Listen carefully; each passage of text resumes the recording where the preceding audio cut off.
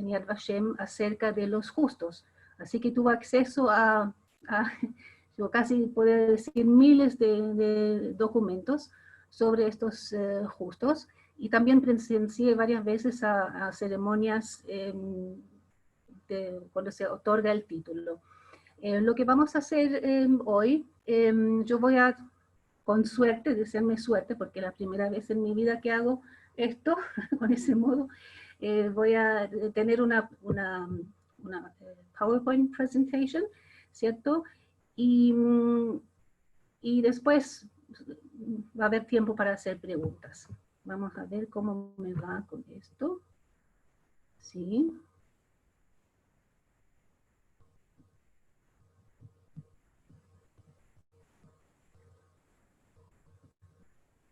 Ya, donde ahora está el palito.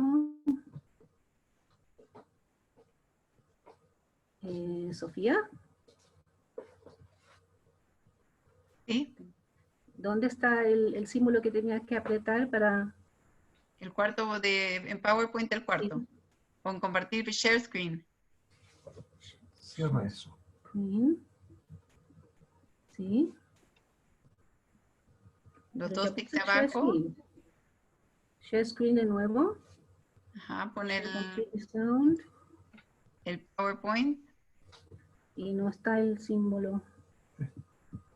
¿Cuál es? Este, a ver. Dale. ¿Ves? ¿Seguro? Dice P. Este. No, no sé cuál de los dos. Este, a ver.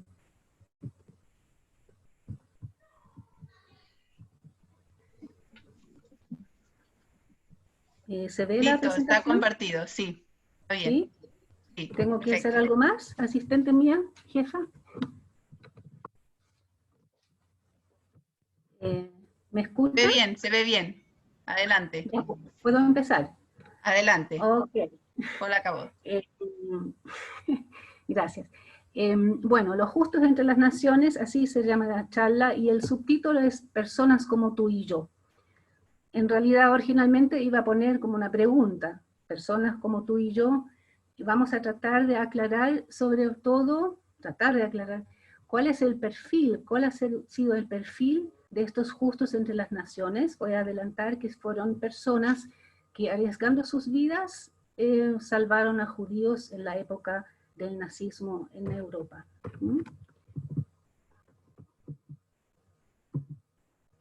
Tendría que pasar el slide, que no pasa ahora. Pon hacia abajo. Sí, no funciona. ¿Cómo puedo transportarla así? Ya, bueno. Como se han dado cuenta, fuera de no entender mucho de computación, el castellano no es mi idioma materno. Yo, para averiguar qué es una persona justa, lo que estoy acostumbrada a hacer, fui a un diccionario. En este caso fue el diccionario de la Real Academia Española, y le preguntó qué es una persona justa, qué se entiende por una persona justa. Y me dio dos explicaciones, una como más bien racional, ¿no es cierto?, que dice que esta persona es una persona que obra según justicia y razón.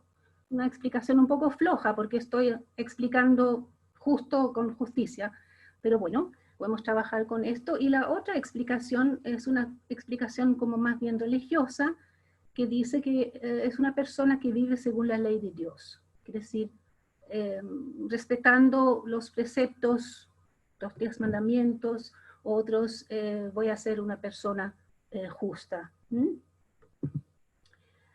Ahora ya estamos en otro contexto. Quiero explicar primero lo que se ve aquí. Se ve un parque, ese es el Jardín de los Justos entre las Naciones, en Yad Vashem, que dijimos que es el Centro Mundial de Conmemoración del Holocausto en Jerusalén, en Israel.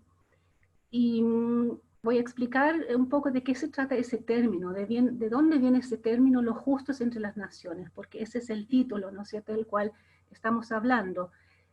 En hebreo ese título se llama Hasidei Umot Haolam, para los que entienden está escrito también, y esa expresión remonta escrituras sagradas de la religión judía y designaba a personas que no eran judías, pero respetaban los 7 preceptos de Noé, que decir, ideas como no matar, no blasfemiar, no robar, etc. Y son en el fondo parte de los 10 mandamientos que tienen los cristianos hoy. Entonces, claramente estamos hablando de personas no judías que tienen, siguen ideas morales así determinados que sacan de su religión.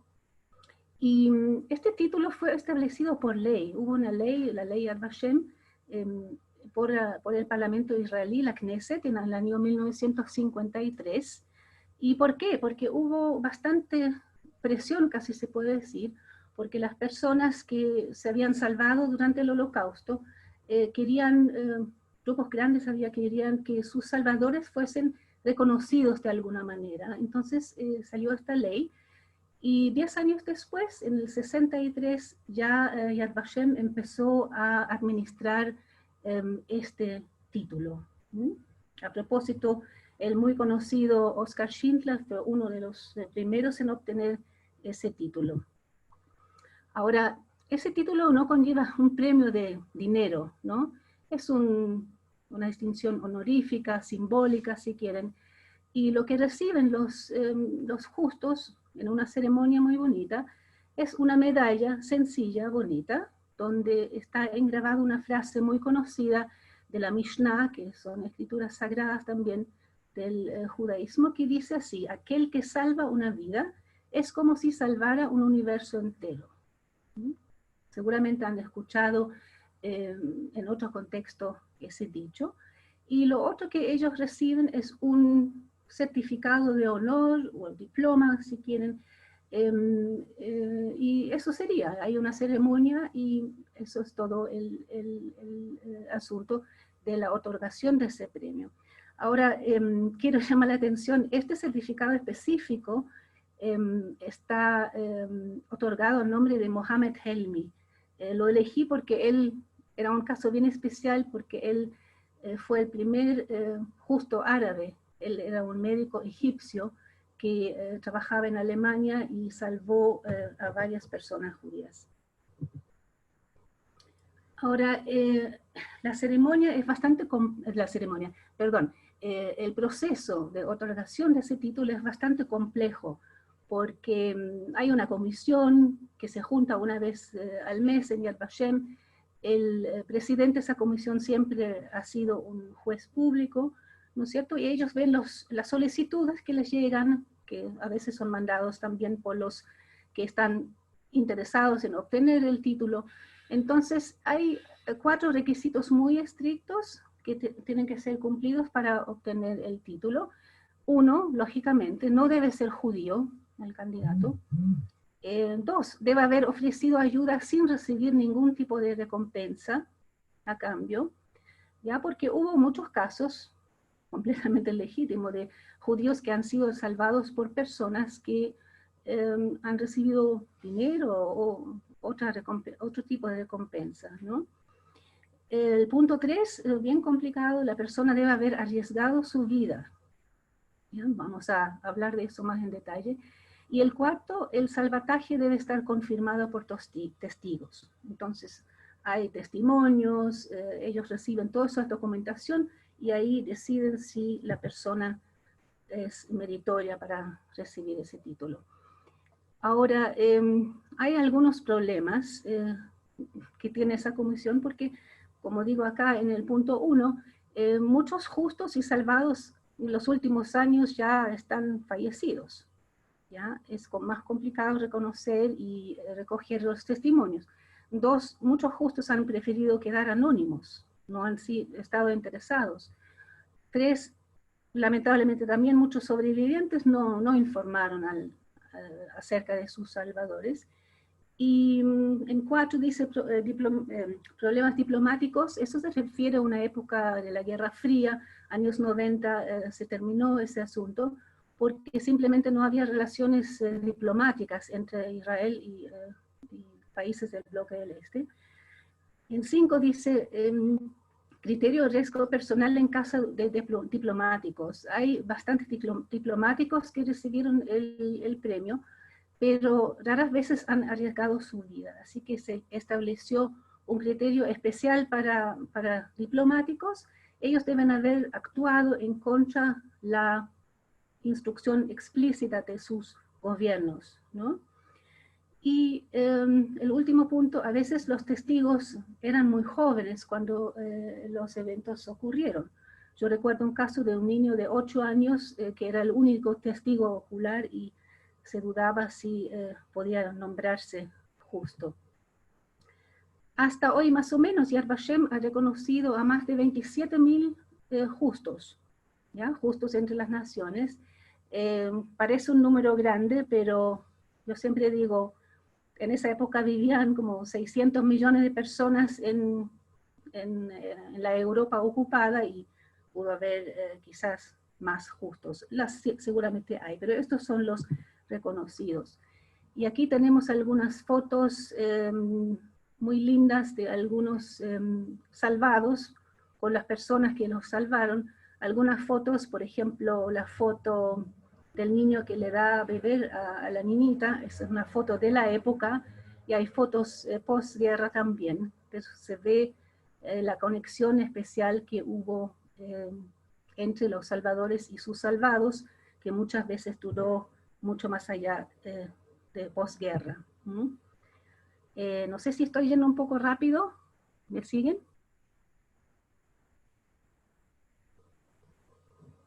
Bueno, mi pregunta era sobre todo cuál es el perfil de los justos entre las naciones.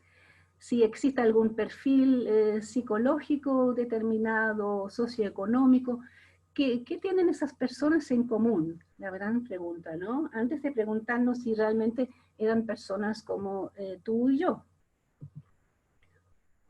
Y ahí busqué en la ciencia, mejor dicho, en la psicología, donde tenemos un estudio clásico de una psicóloga norteamericana que se llama Eva Fogelman, y ella dividió los perfiles de los salvadores durante el Holocausto en 5 grupos. Ella revisó cientos de testimonios de sobrevivientes y también cientos de testimonios de salvadores, ¿no? Entonces ella dice, el primer grupo, que es el más común, son los salvadores morales. Ya aquí me permití no sé cómo llamarlo, porque el texto de ella es bien teórico, bien seco. Entonces yo estos principios yo los traduje en potenciales enunciados de personas que pertenecían a ese grupo. Por ejemplo, un salvador moral podría haber dicho, teníamos muy claro lo que era correcto y lo que era incorrecto.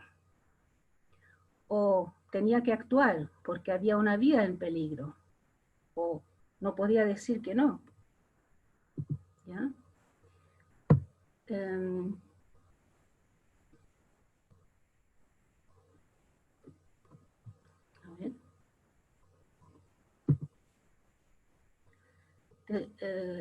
Estos salvadores morales están divididos en 3 grupos. Los salvadores religiosos, que por ejemplo pueden haber dicho, la Biblia nos enseña la misericordia y el amor al prójimo, y actuaron según ese principio.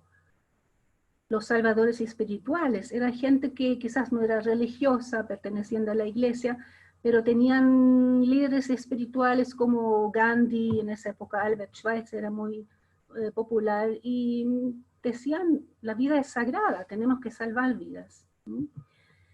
Y el tercer grupo de esos salvadores morales, según esta psicóloga, son los salvadores emocionales, ¿no? Estas situaciones se dieron más en situaciones donde había que salvar a niños, ¿no? Una persona pudo haber dicho, los niños me daban pena, sentí que tenía que hacerme cargo, o tenía compasión. ¿Okay?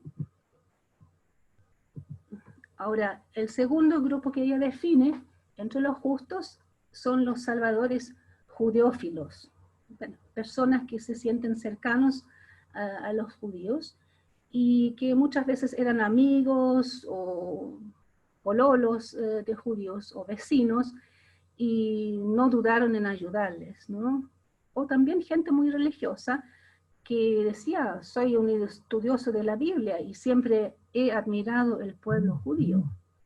Eso también hubo. Tercer grupo, los profesionales preocupados. Estos quizás eran el grupo que no necesariamente eran muy empáticos con los judíos, pero por su profesión se dedicaban a ayudar a las personas a resolver problemas. Por ejemplo, un médico pudo haber dicho, y yo he visto muchos testimonios así, que decían, yo no hacía diferencia entre pacientes judíos o no judíos. Cuando ya no podían atender a judíos como pacientes en Alemania, por ejemplo, seguían atendiéndolos. Eso ya era un acto muy valiente. O un cónsul dijo, como cónsul estaba acostumbrado a resolver problemas. Con los refugiados judíos fuimos un poco más allá, pues conocíamos bien la situación en que se encontraban. El cuarto grupo se trata de gente que, sobre todo en países como Holanda, en Francia, en Dinamarca también, ¿no es cierto?, formaban redes de apoyo que eran en parte religiosos o intelectuales o políticos, ¿no es cierto?, o militantes de partidos políticos, y ellos eran anti el régimen nazi, y para ellos era, como algunos decían, una consecuencia lógica, ¿ya?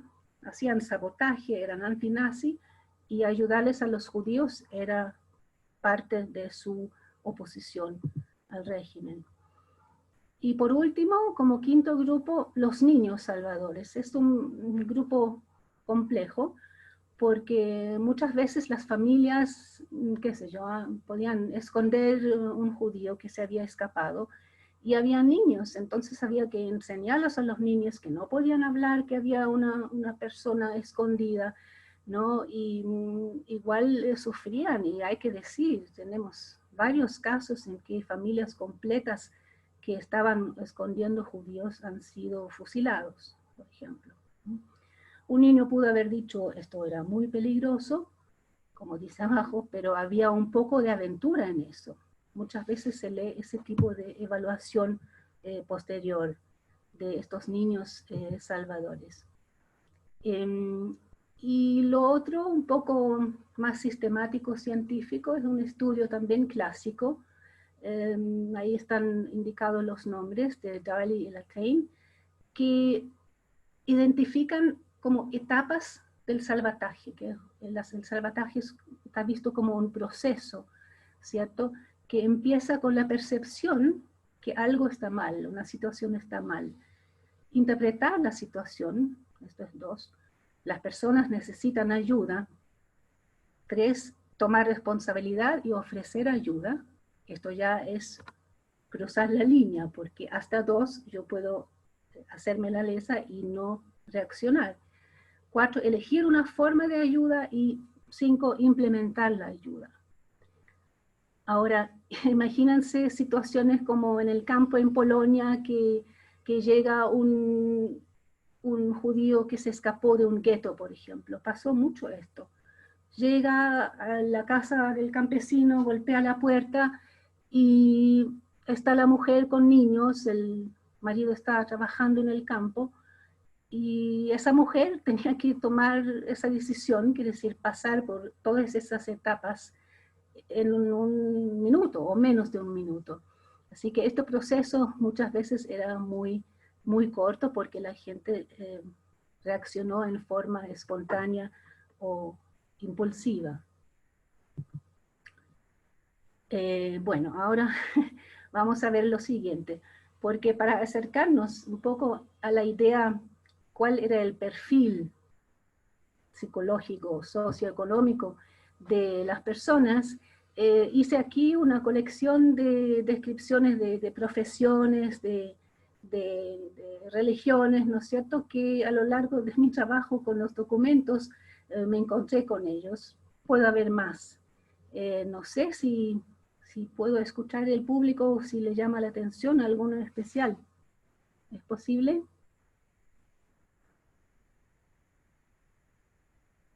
Ahora el que quiera hablar puede abrir su audio y comentar. Hay que quise ser bien enfático. ¿Perdón? Un segundo. Ahora sí, el que quiera puede reiniciar su audio y preguntar. El miembro de la SS. Ah, ya. Me imaginaba que alguien iba a preguntar eso. Ahora, este grupo no era muy grande. Yo recuerdo con seguridad 2 personas, quizás eran 3. Muy complicado para la comisión. Imagínense en el pasado, los miembros de la comisión en Yad Vashem que decide, muchos de ellos eran ellos mismos sobrevivientes del Holocausto, y encontrarse con un personaje así era complicado, pero las hubo, ¿no? Por ejemplo, recuerdo un empresario que la SS le otorgó la membresía honorífica, ¿no? Él pudo haber dicho que no quería, pero de hecho la tenía, y figura como miembro de la SS, sí. Hubo. ¿Alguien más? Director de zoológico. Ah, director es el lógico. Ya, no me acuerdo bien de la historia, pero conozco más la historia del dueño del circo. Pero en el fondo junté aquí ocupaciones y profesiones que más diversos no pueden ser, ¿no es cierto? Eso quiere decir, en términos de perfil de profesiones, hay de todo. Como nosotros también somos diferentes, así los justos también eran muy diferentes entre ellos. Bueno, si no hay más preguntas, sigo. Y claro, nos vamos a preguntar, los justos, ¿qué tipo de personas eran? ¿Son realmente personas como tú y yo? ¿Los podemos llamar héroes? Eso pasa muchas veces, ¿no? Que se habla de los héroes, de los justos, y realmente eran héroes. Depende un poco lo que entendemos de héroes. Ahora, ellos mismos generalmente no quisieron ser héroes, tenían otras preocupaciones de que ser héroes, ¿no? Pero vale la pena reflexionar un poco sobre eso. Por ejemplo, les cuento, cuando a veces se ha reconocido un justo en un país, digamos, El Salvador. Entonces salía en la prensa, este señor tal ha sido reconocido, es el Schindler de El Salvador, ¿ya? Como Schindler era como el héroe per se, el justo más conocido después que salió la película, todo se comparaba con ese héroe de Schindler. Bueno, aquí está el mismo Schindler, y voy a hacer algo un poco feo. Esta es una nota que salió en el diario El País, está mal escrito Schindler, pero no fui yo, y que cuenta que la viuda de Schindler, que era Emilia Schindler, que a propósito no mucha gente lo sabe, ella también recibió el premio. Los justos entre las naciones eran Oscar Schindler y Emily Schindler, su esposa. Ella dice en esa nota, está citada y me consta eso, habla de su marido como un mentiroso que siempre quiso representar el papel de señorito fino. Se imaginan una percepción de un héroe que salvó a 1200 judíos de una manera increíble. Los que no vieron la película clásica, La lista de Schindler, realmente les recomiendo mucho. Así que por una parte él era un héroe injusto, y en su vida particular no se portaba tan bien.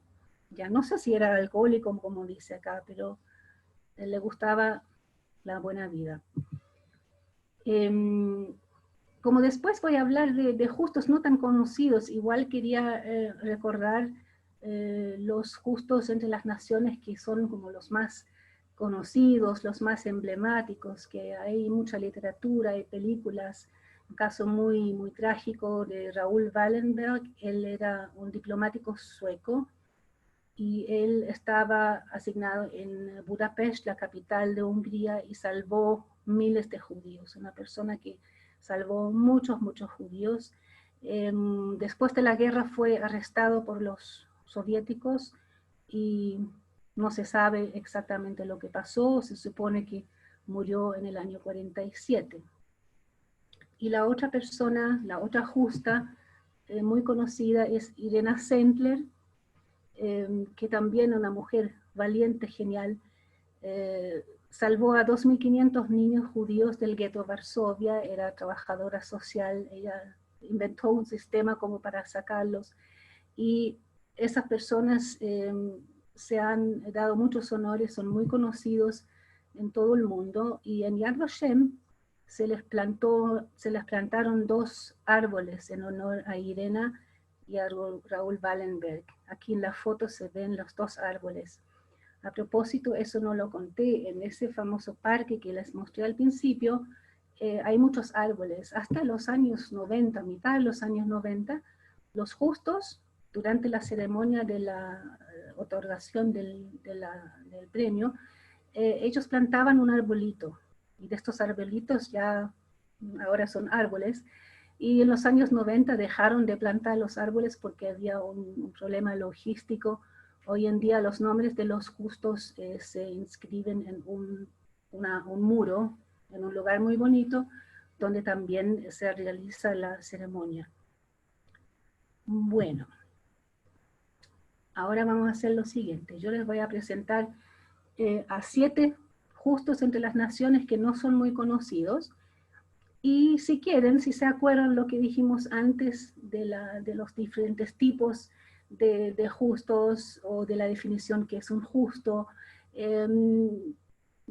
vamos a ver qué piensan ustedes. Aquí la primera es realmente fue una reina de verdad, la reina Elizabeth de Bélgica, ¿ya? Que salvó muchos niños, cientos de niños, de hecho, judíos, salvándolas de la deportación. Ella tenía muy buenas relaciones con las autoridades nazi, y se ingenió y pudo salvar a estos niños. Así que tenemos una reina que es justa entre las naciones. Y aquí un contraste así bastante grande, vemos la foto de Leopold Soja. Él era un trabajador de cloacas, él inspeccionaba las cloacas de la ciudad de Lvov, o Lemberg, que también se conoce, y esa historia, de esa historia se hizo una película, la quiero recomendar inmediatamente. La película se llama En la oscuridad, ¿ya? De la directora polaca Agnieszka Holland, y la historia con él fue que él un día está en la cloaca debajo de la tierra y se encuentra con un grupo de más o menos 20 personas, judíos, que se habían escapado del gueto de Lvov y necesitaban urgentemente ayuda. Ya, ese grupo de judíos le ofrecieron dinero a él, y él compraba alimentos, agua limpia, y les llevaba cosas. Después de 2 semanas, 3 semanas, los pobres judíos ahí en la cloaca ya no tenían dinero, y ahí está el punto. Él decidió seguir ayudándoles, y no solo eso, también involucró a su colega, el señor Wroblewski, y las 2 esposas, las esposas de los 2, siguieron llevándoles comida. Todo era muy peligroso, se imaginan cómo era la situación de esa gente que vivía en la cloaca, y no solamente les llevaban comida, también libros de rezos para que se podían celebrar sus festividades judíos. También se encargaron de enterrar a los muertos, porque la verdad que solo la mitad de esas 20 personas sobrevivió.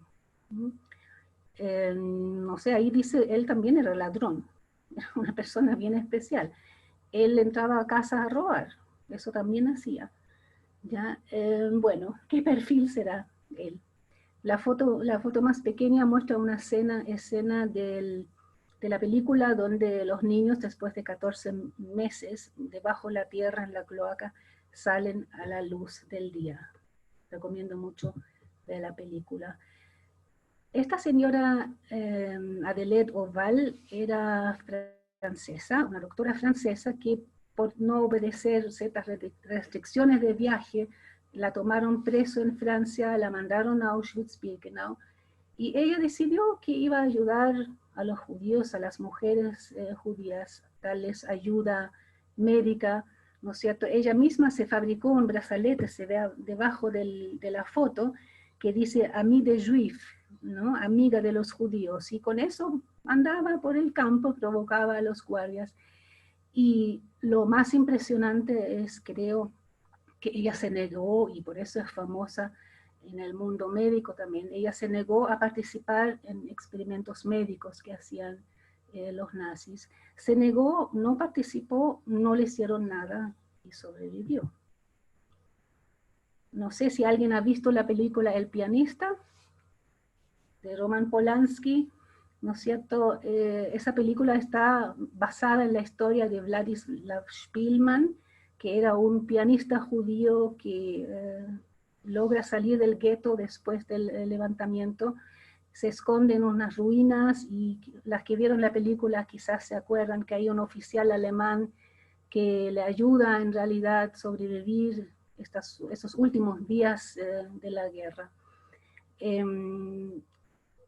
Rosenfeld era profesor de colegio, aquí lo vemos en una foto en uniforme de soldado alemán con uno de sus 5 hijos. Él cayó en cautiverio soviético y se sabe que murió en el 52, pero no salió de ahí. Aquí otro diplomático, un señor portugués, Aristides de Sousa Mendes.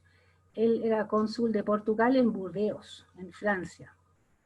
Era una persona de la alta aristocracia portuguesa, tenía una familia muy grande, si me acuerdo bien, tenía 13 hijos, y cuando él y la señora entienden en qué peligro están los judíos que se estaban escapando de Alemania vía Francia para tratar de llegar a Portugal, empezó a darles visas, y hay testimonios que describen como día y noche, durante un par de días, la familia estaba hasta en la cocina timbrando visas, ¿no? Esto, y se acuerdan de la definición que hay, los criterios para diplomáticos, estas acciones estaban completamente en contra de la instrucción oficial del gobierno portugués, y él fue castigado por eso. No arriesgó su vida, pero cuando llegó a Portugal, le quitaron, no solamente que lo sacaron del servicio diplomático, también le quitaron todos sus títulos, era abogado, y murió pobrísimo. ¿Quién más? Aquí tenemos un monje que era director de un orfanato, un monje ortodoxo, y él salvó a 3 niños judíos que insistieron en reconocer a su Salvador. Él estaba una falsa identidad, ¿no es cierto?, otro nombre. Entonces los niños tenían que acostumbrarse que ya no se llamaban Salomón, sino, no sé, Iván, ya muy difícil para los niños. Pero lo especial de este monje fue que él, como pasó en otros casos, no trató de convertirlos al cristianismo. Él les explicó, y los niños se acuerdan, él les explicó, ustedes son judíos, ahora esa identidad que tienen es pasajera, después se van a volver a llamar y van a volver a ser judíos. Así que muy notable este monje. Y por último, la verdad que la descubrí hace poco, una adolescente italiana que era estudiante, tenía 15 años, y ella cuidaba los 3 hijos de una familia de artistas, de judíos húngaros que vivían en Italia. Primero deportaron el papá de la familia y después se murió la mamá de una enfermedad al corazón, y ella siguió, después vamos a ver el testimonio, siguió cuidando a estos niños y de esa manera los salvó. Bueno, aquí puse unos símbolos que representan cada personaje: la reina, el trabajador de cloacas, la doctora, soldado alemán, diplomático, monje, estudiante. Preguntan, ¿qué tienen en común? ¿Qué tenían en común esas personas? Seguramente no podían haber estado en un grupo, difícil imaginarse, así que ¿qué era lo común entre ellos? Quizás alguien quiere comentarlo.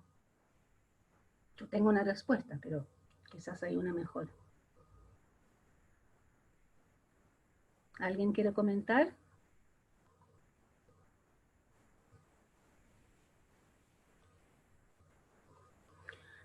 Bueno, a mí me parece que, bueno, hay un par de mujeres, hay hombres.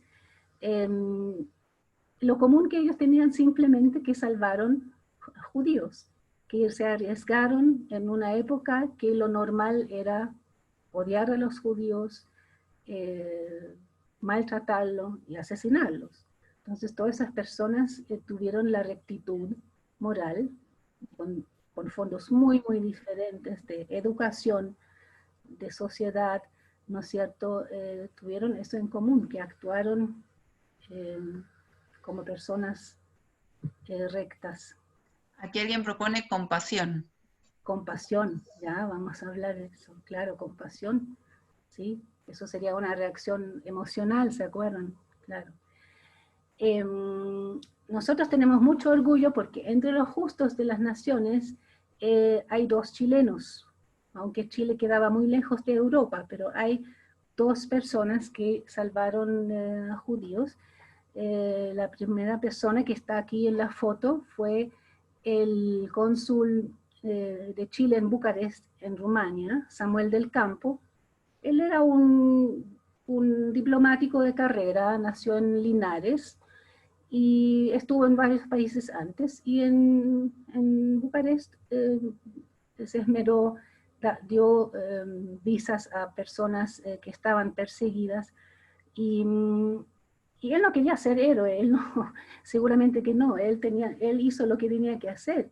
Los hijos de las personas que él salvó hace un par de años atrás fueron al consulado, a la embajada chilena en Israel, y preguntaron, que querían saber quién fue el cónsul chileno que salvó a sus padres. Entonces ahí empezaron a investigar, y es una historia muy interesante. Recomiendo leer el libro de Jorge Schindler, casualidad de nombres, que se llama Más allá de la diplomacia, que él describe cómo era la diplomacia chilena en estos tiempos. Así que un diplomático de Linares es un justo entre las naciones. Y también María Edwards, la queremos mucho en el museo, entre comillas, la usamos mucho para presentarla como un modelo, cómo hay que actuar. Ella era una mujer muy valiente, vivía en Francia, en París. El marido era diplomático y ella trabajó como voluntaria en el Hospital Rothschild y sacó de ahí a unos 80 niños. Hay que decir que ella es la única mujer latinoamericana reconocida como justa entre las naciones, esta chilena. Y tenemos una película sobre ella. A ver, ¿Quieres que la ponga yo? Sí, por favor, que no me resulta. Ok. Voy a dejar de compartir tu pantalla. Un segundo. Ya.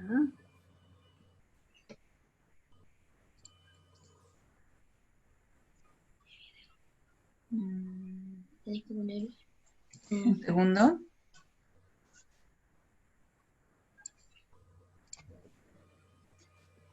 En el momento que se vio que Alemania invadía Francia, el embajador en ese entonces le ofreció a todos los chilenos, te fijas, un barco para que inmediatamente se devolvieran. Y mi abuelita se desistió.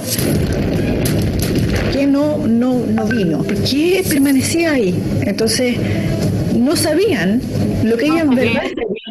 Un segundo. No se ve. Un segundo.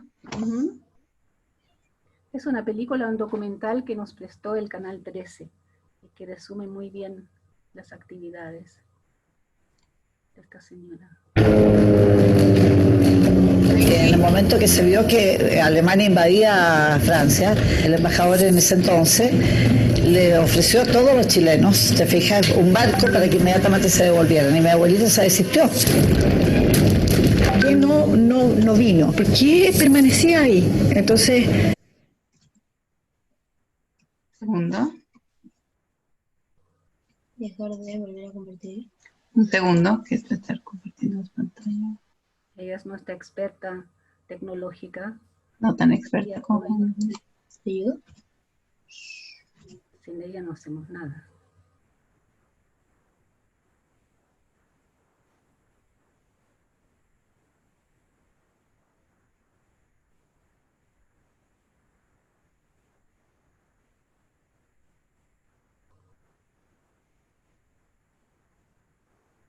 Paciencia, ya viene la película.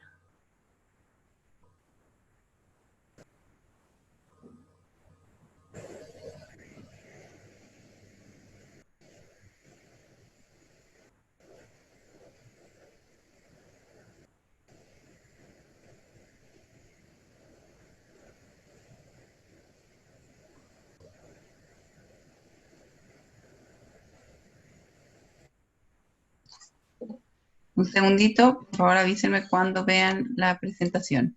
Ahí se ve...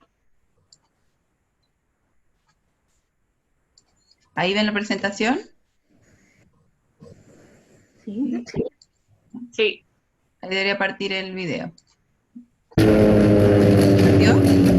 En el momento que se vio que Alemania invadía Francia, el embajador en ese entonces le ofreció a todos los chilenos, te fijas, un barco para que inmediatamente se devolvieran. Y mi abuelito se... No, parece que no se está viendo. Bueno, entonces Sigamos voy a en tu resumir. presentación. Ya, Claro. share screen. Apágale con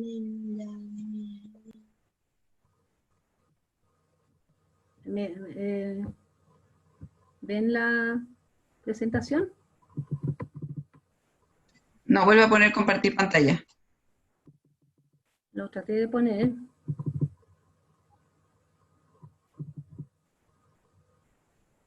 Bueno, por mientras puedo resumir, María Edwards, como ya dije, vivía en París y trabajaba en ese hospital y sacaba... En el momento que se vio que Alemania invadía Francia, el embajador en ese entonces le ofreció a todos los chilenos, te fijas, un barco para que inmediatamente se devolvieran. Y mi abuelito se desistió.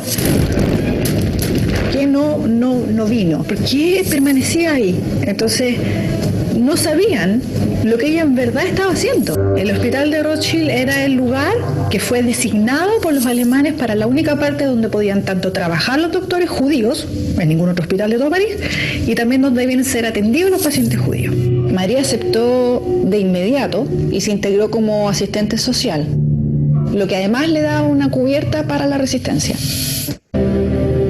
Decenas de niños judíos llegaban al hospital, algunos de 2, 3, 4 años, incluso de días de nacido. María no podía quedar indiferente a lo que estaba viendo. Fue así como María, junto con otros funcionarios del hospital, decidió planificar distintas medidas para salvar a los niños. Y María lo tomó en brazos bajo su capa, una niña de 20 kilos, la esconde, sale, se despide, ella no tenía control de salida. Cuando llegó a su apartamento, llamó a otros miembros de la resistencia para que fueran a buscar a la niña. Los niños que ella sacó desde el hospital los sacó porque el próximo lugar era el campo de concentración. Y toda esa gente no sobrevivió. La mayoría de ahí partían a Auschwitz, con un paso intermedio, pero era finalmente Auschwitz. Y si los niños hubiesen ido con sus padres, el destino hubiese sido exactamente el mismo.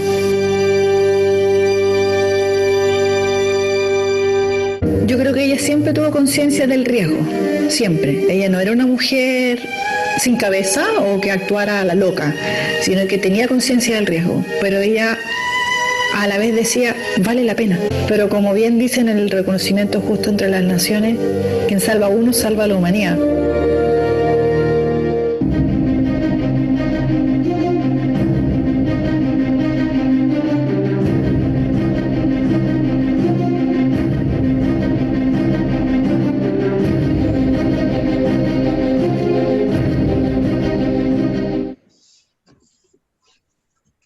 Bueno, notable la señora. ella pudo haber vuelto a Chile, claramente, ¿no? Lo que no menciona la película, ella fue arrestada, fue torturada, la trataron bien mal. Una verdadera heroína, yo creo, ¿no? Pregunta, ¿ven ahora la imagen que puse? No. Em, Yo sigo, yo sigo. ya, Ahí. ok.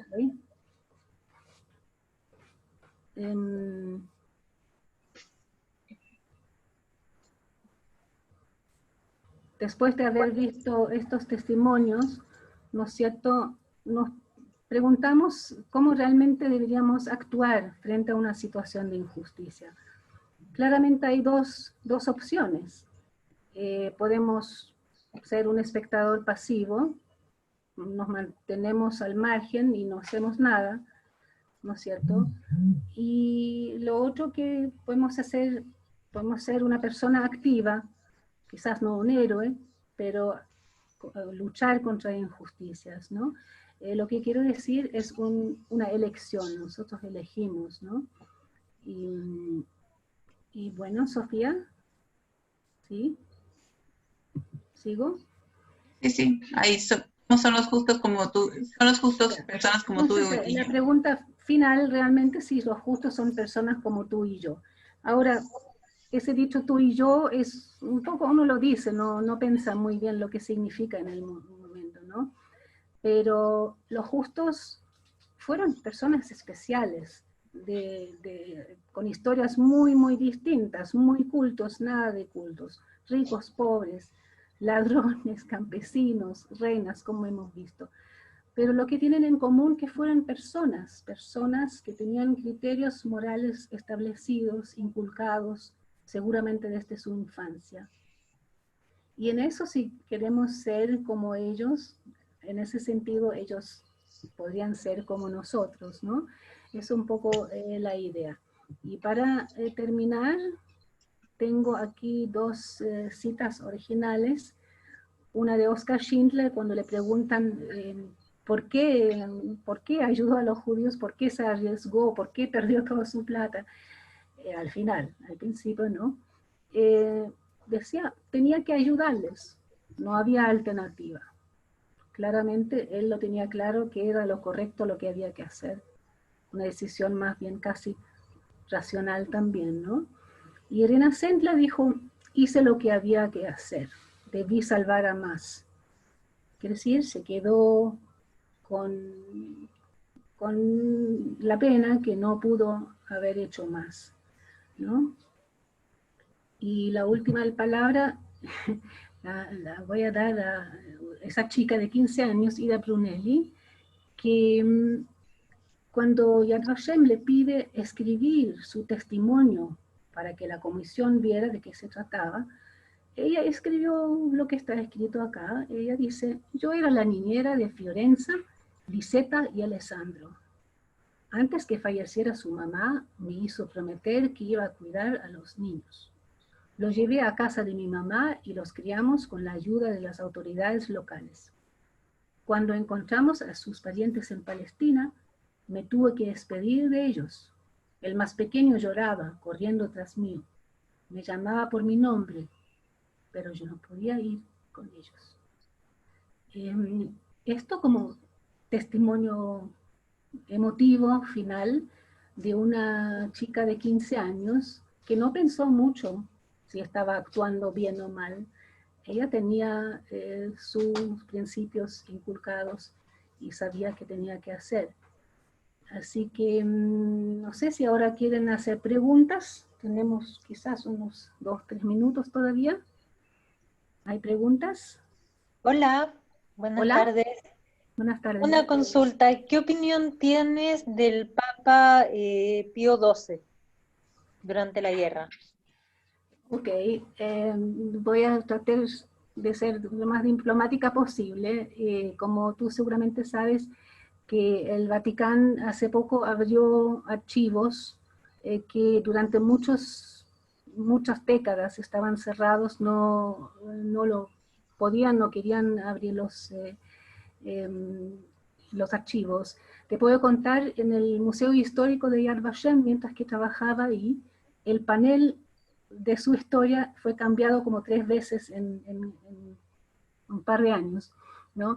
Quiero decir, es un caso polémico porque no es correcto decir que él no hizo nada y colaboró, ya digamos que era malo, pero tampoco hizo tanto, pero hizo cosas, salvó judíos, eso también está comentado. Pero es un caso un poco polémico todavía. Yo diría, hay que esperar que salga toda la documentación del archivo del Vaticano y ahí vamos a tener una idea más clara.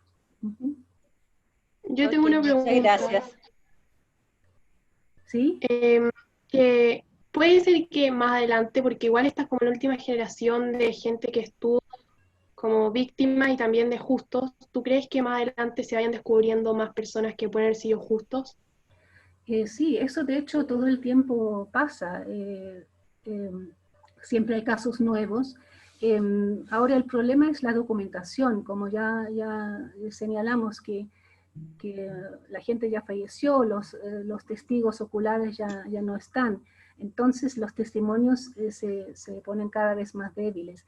Pero seguro hay mucho más casos, ¿no? Como dije, que tenía que alguien decir, digamos, Yad Vashem no automáticamente puede reconocer cualquier persona que se portó correctamente. Yad Vashem no busca, sino recibe solicitudes para reconocimientos, como dije, o de los descendientes, en esta época ya, de los salvadores o de los salvados. Pero hay casos que no están documentados, seguro. Yo tengo una persona. ¿Ya? ¿Cuántas personas tienen registradas como justos en Yad Vashem? Como dije en el camino, habían más de 27.000, ¿sí? Ok. 27.000, ahí tendría que volver al número exacto porque ese número cambia, ¿no? Sí. Yo tengo una pregunta. Gracias. ¿Hay un niño? ¿Qué es lo que consideras más importante que se debe mencionar al enseñar sobre lo justo entre las naciones, ya sea en un colegio, en una FNUA o algo así? Cuando se enseña de ellos, ¿qué crees que es lo más importante que se debe mencionar? Lo más importante es ser sensible, darse cuenta que pasan cosas malas, que hay injusticias, que hay mobbing, ¿cierto? Percibirlo y actuar, ser activo, no dejar pasar nada de eso, no callarse. Eso, y para eso los justos son un buen ejemplo. Gracias. Si no hay más preguntas, creo que Hola. tal vez ahí, me dicen. Hay una. En la misma línea de la pregunta de Eve, habrá que a lo mejor, a medida que vayan apareciendo nuevos justos o antecedentes, flexibilizar a lo mejor los requisitos como para poder reconocer a esos nuevos justos de forma también justa, porque van a ir como también desapareciendo no tan solo los documentos, sino que también van a ir por temas etarios, que van a ir desapareciendo también la gente. Exacto.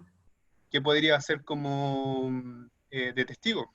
Ya, sí, por eso Yad Vashem realmente ha hecho mucha propaganda, ¿no? Para que la gente mande solicitudes antes que sea tarde.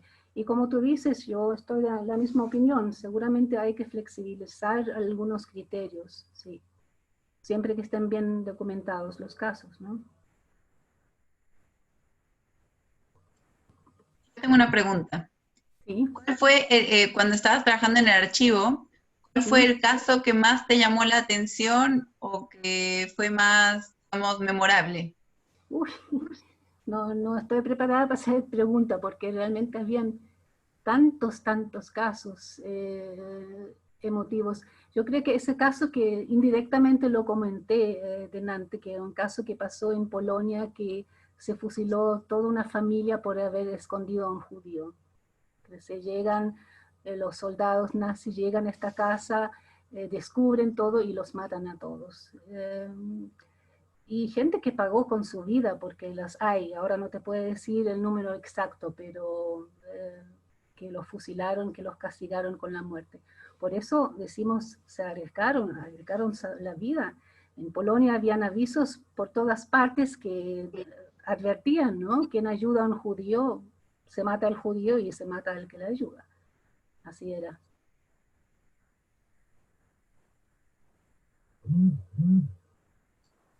No sé si hay alguna otra pregunta que quieran hacerle a Beate. Aprovechen, ya que me acostumbré a esa modalidad.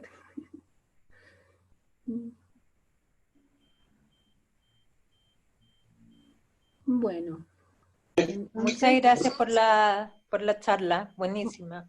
Muchas gracias por su atención. Yo creo que es un tema importante. Ojalá que lo puedan comentar a sus familias, a sus amigos, ¿no es cierto? De estas historias que muchas veces no se conocen, ¿no? Y que cuentan de un coraje excepcional en tiempos donde el contrario era lo normal, ¿no? Bueno, muchas gracias. Ojalá nos veamos en esta instancia. Aprovecho de decirles que si les gustó esta charla de Beate, pueden venir al museo cuando podamos volver y pueden hacer una visita guiada con ella, ojalá pronto en nuestro nuevo recorrido. Vamos a tener una nueva exhibición y Beate va a ser una de nuestras guías estrellas ahí. Así que se los recomendamos. Gracias. Gracias, Beate. Gracias, chao. Gracias. Bueno.